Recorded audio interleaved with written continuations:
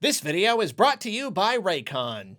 Not feeling it. Hello, my friends. I was lucky enough to get an opportunity to play The Legend of Zelda Echoes of Wisdom at PAX. I was very, very pleased that Nintendo had a demo there. Could not wait to get my hands on it. So I'm here with a hands-on impressions video. I struggled to figure out which channel I wanted to put this on, because I'm really leaning toward putting this kind of stuff more on Topic Arlo, but I'm like, I don't know, it's Zelda. Does that make it kind of big enough? I don't know. Maybe in the future, all this stuff will go on Topic Arlo, but this time at least, we'll throw it on the main channel. Why not?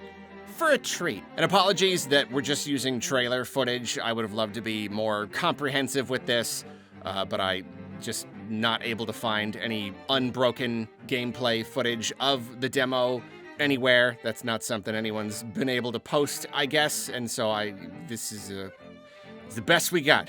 Sorry. So yeah, I played at PAX, and it was funny because I was there for all 4 days, and just the first thing on Friday morning, just absolute first thing I did at PAX, run to the Nintendo booth during media hour, played the game, so I'm just like 20 minutes into PAX, and I'm like, all right, half hour, and I'm like, all right, I'm done. Work's over.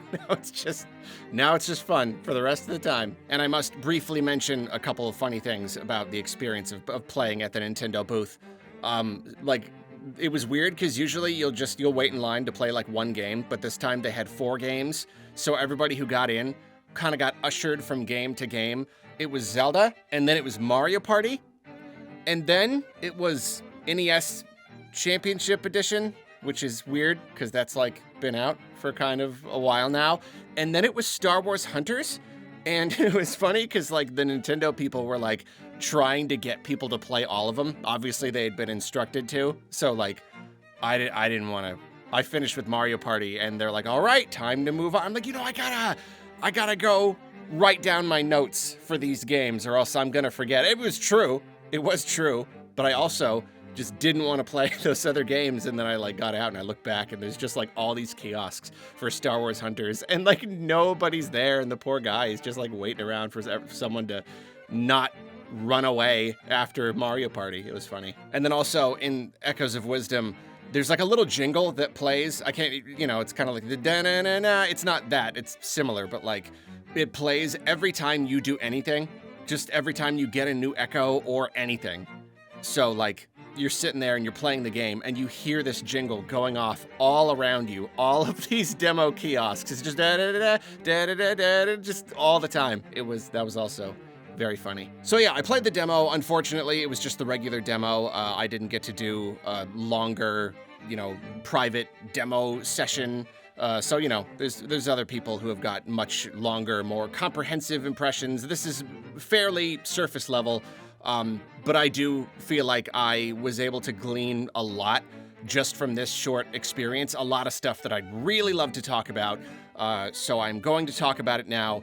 No more preamble, no interruptions. I don't want anything to get in the way of me saying these things to you right now. Here we go. Before we continue, a quick reminder that this video was brought to you by Raycon. I'm still enjoying my Raycon everyday earbuds, especially now that they've been upgraded and loaded with a bunch of new features. Their sleek, ergonomic design still ensures a perfect fit, they still never fall out, they still offer multiple sound profiles to choose from, I can still take calls easily, and they still last up to 8 hours on a charge and up to 32 hours using the charging case. But now on top of all that, I get active noise cancellation, multi-point connectivity for connecting to multiple devices, and even quick charging. These things already last so long, and now they spend even less time charging. They're always ready for me when I go on walks, and trust me, they are always with me when I go on walks. The everyday earbuds are still half the price of other premium audio brands, and with all these upgrades, there's never been a better time to try them out. So hit the link in the description or head to buyraycon.com/Arlo to get 15% off your purchase and free shipping. All orders come with a 100% satisfaction guarantee, so you've got nothing to lose. Thanks again to Raycon. Please enjoy the rest of the video. Thank you. So first, I'd just like to talk about the controls. Zelda can jump, and I think that's cool. I mean, I know Breath of the Wild introduced the ability to just kind of jump whenever, which was very, very unusual for a Zelda game. And now this is the first 2D Zelda game where you can just jump, I believe, without Rock's Feather or whatever. And I mean, it feels really good, and it makes perfect sense for this game because there's so much more in the way of like just traversal, and especially here in this early demo section, you're doing a lot of jumping and climbing and changing the level that you're on. So it feels good. It's weird for a 2D Zelda, but it feels really good to have that just kind of baked right into the moveset. And then similarly, Zelda has a little spin. She just does like a little spin, and it doesn't seem to like hurt enemies or anything, but you can like, cut grass and stuff with it. So that's nice. I wondered about that. You don't want to feel like completely helpless without your echoes. You want the ability to kind of interact with the world in some way. So that was a pleasant surprise. I like that. You can kind of spin. It's a little thing, but it makes a difference. I got to play around with the system of creating echoes, and it is cool. You literally just walk up to a thing and hit the button, and there it is. You have it. Like, there's just no strings attached. You just kind of have this thing. It goes into your library, that easy. And then there is a way you can like hit the button to delete all the echoes that you have. So I like immediately kind of developed this habit of doing that, of kind of clearing the space, because you'd only have 3 echoes out at a time. So I was like, oh, I better clean up after myself. But apparently that's not necessary at all. Echoes just kind of delete behind you as you add more. So that's nice. It's nice that you don't have to like worry about managing them. You really can just kind of press on and not really worry and just keep making them. And yet you still have that limitation of 3 at a time. So I don't know if that increases throughout the game. I could see that being a thing, but at this moment, I do not know. Wouldn't be surprised if it just stayed 3. I will say I am slightly worried about managing items, like managing your echoes. Because, it's kind of Breath of the Wild style where you bring up the menu and then you just kind of scroll through it with the stick. And it's like, it was fine in the demo, but we're going to have like a million different items. So like, I don't know, maybe I just haven't looked at the trailer footage closely enough or something. I imagine there has to be a decent way of sorting these things. At the same time, though, if you're going to have all these different categories, I mean, even in Tears of the Kingdom, sorting items and trying to scroll through to them is like, it's pretty cumbersome. So I'm a little bit worried because all I've seen is really just, you're just scrolling. You're just like, oh, I need that thing. And even by the end of this like 15, 20-minute demo, you're kind of like, oh, I need that thing. Scroll. And if you've got all these different items, I could imagine that getting kind of annoying, even if you can kind of sort by category. Is there a way? Is it possible to let the player really quickly grab anything that comes to mind without kind of a lot, like without really pausing the game and trying to figure out how to get there? I don't know. So that's a slight worry, but we'll see. One very pleasant surprise. I didn't get to play around with like messing with enemies too much, but in the demo you do get to get an echo of a slime guy, Choo Choo or whatever, and you can sick them on other enemies, and you hit ZL to target those enemies, and whatever you have summoned just kind of like goes after whatever you have targeted, so you can kind of move it around as needed. And obviously like functionally it's cool, it makes sense, but it's also just, there's something very novel about it. There's really something very, it feels like Pokemon or something. You got your little thing and you're like, yeah, go get him. And he like walks over or slides over, whatever, and they like take turns swinging at each other. It's really cool. It's such a small thing, and yet like, man, I'm already almost dreaming of some sequel where there's some much deeper system of capturing these creatures and having them fight each other. I don't know, it's cool. So yeah, unfortunately I was only able to get to the overworld at like pretty near the end of the demo. I had like a couple minutes actually out, and there's enemies and there's stuff to do. So that was disappointing because that's really when the game opens up. I essentially played the tutorial, and here's why I'm going to be talking about.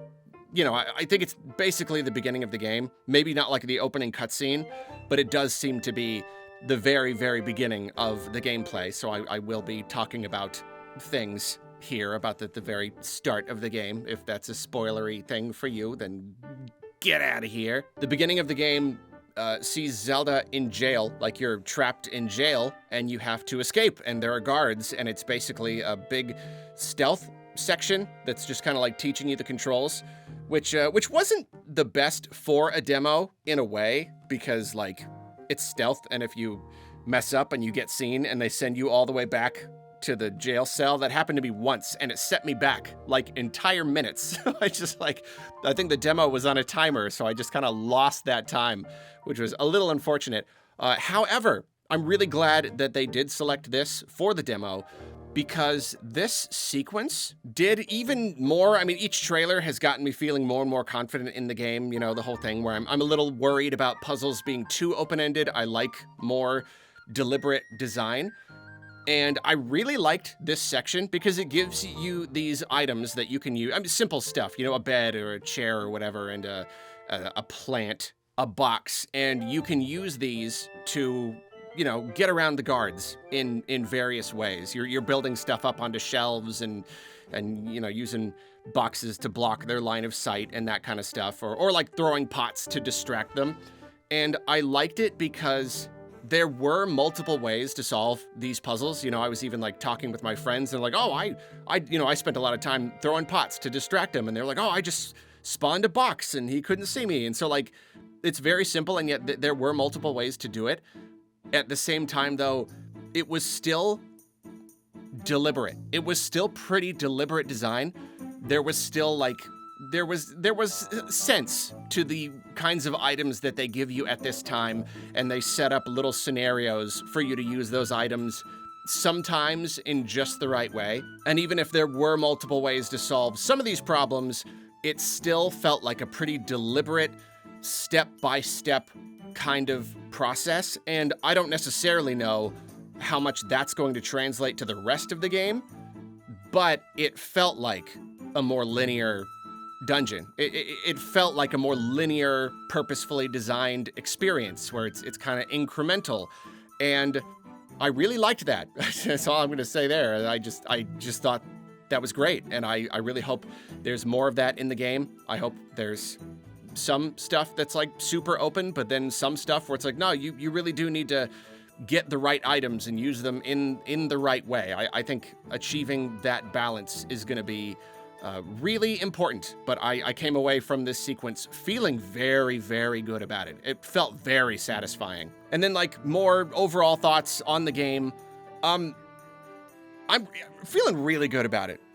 Even, like I said, even just this demo, I had such like strong takeaways, and I would say like the biggest thing is that like playing this relatively small demo, it really does feel like the start of something very big. And I mean that like story-wise and gameplay-wise. On the story side, it's just much more in-depth than any 2D Zelda. They've all been fairly simple so far. You know, you start a 2D Zelda, you kind of jump right in. Even the ones that have a little bit more story, I'd say like maybe Minish Cap probably has like the most just raw story with like dialogue and stuff. But this one is really setting up a scenario. It really is. You know, yeah, Zelda is in jail. They think that she's done something wrong. And like they didn't show the opening cutscene, but you see Impa and they talk about how like the king is a part of this game, and